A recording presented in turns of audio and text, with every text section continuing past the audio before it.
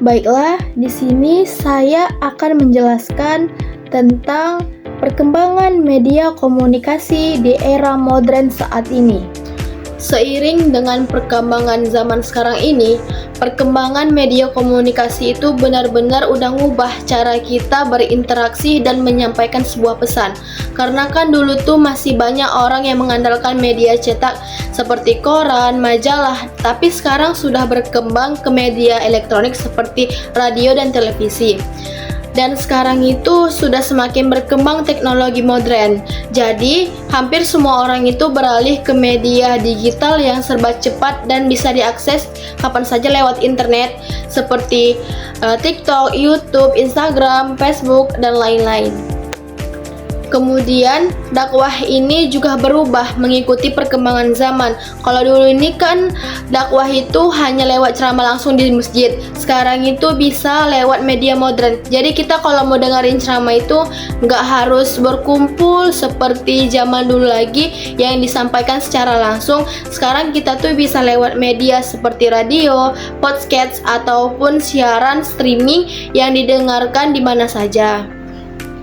Nah, kemudian media ini ada namanya media visual, itu seperti poster, infografis, ataupun komik islami yang menarik dan mudah dipahami.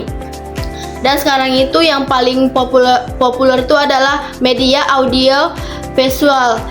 Media audio visual ini seperti ceramah, vlog, ataupun film islami. Karena gabungan suara dan gambar membuat pesannya lebih hidup dan mudah diterima masyarakat. Nah, kemudian supaya dakwah di era modern ini bisa sukses, perlu strategi yang tepat. Contohnya nih, seorang dai itu harus membangun citra diri atau brand personal yang baik agar dikenal dan dipercaya. Dan mereka itu perlu aktif di media sosialnya, karena di sanalah banyak anak muda mencari inspirasi dan ilmu agama. Dan konten dakwah itu juga harus dibuat seperti berkualitas, menarik, dan relevan dengan kehidupan sehari-hari.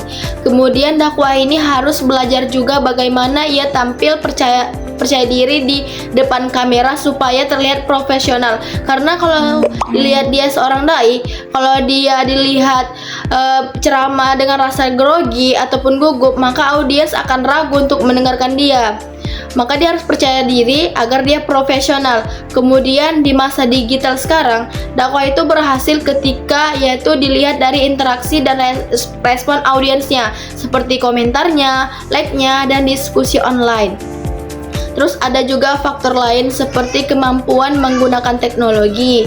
Contohnya nih, kan misalnya kalau lagi ceramah online tuh biasanya tuh kalau dakwah yang langsung kayak gitu doang diposting kayak nggak menarik. Jadi harus ada kayak kemampuan teknologi seperti diedit terlebih dahulu, dari capcut ditambahkan animasi-animasi agar lebih menarik audiens untuk mendengarkannya. Kemudian etika dan akhlak itu juga baik, harus dijaga agar bisa menyentuh hati. Karena nggak mungkin seorang dai itu ceramah sambil contohnya dia mempraktekkan kalau minum itu harus duduk, tapi dia itu menceramahkannya sambil berdiri duduk.